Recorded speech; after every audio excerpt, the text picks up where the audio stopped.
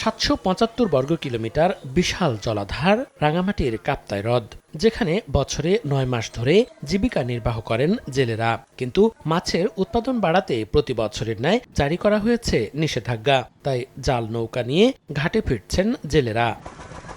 Carp জাতীয় মাছের প্রাকৃতিক প্রজনন, অবমুক্ত করা মাছের পোনার স্বাভাবিক বৃদ্ধি নিশ্চিতে প্রতি বছর 1 মে থেকে শুরু হওয়া এই নিষেধাজ্ঞা চলে 31 জুলাই পর্যন্ত।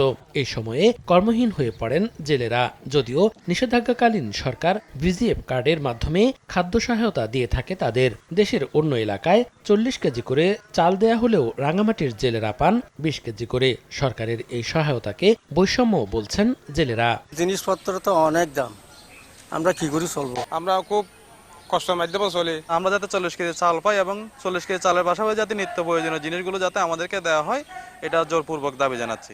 জেলেদের খাদ্য সহায়তা বাড়াতে সংশ্লিষ্ট মন্ত্রণালয়কে অবহিত করা হয়েছে, জানালেন জেলার শীর্ষ কর্মকর্তা। তাদের এই সহায়তা বৃদ্ধির জন্য একটি দাবি বা অনুরোধ আমাদের কাছে এসেছে।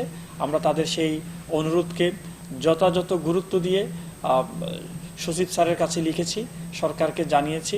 কাপ্তাই হ্রদে মাছ ধরা বন্ধকালীন সময়ে 27,000 জেলেকে ভিজিএফ কার্ডের মাধ্যমে মাস প্রতি 20 কেজি করে চাল খাদ্য সহায়তা হিসেবে প্রদান করে সরকার।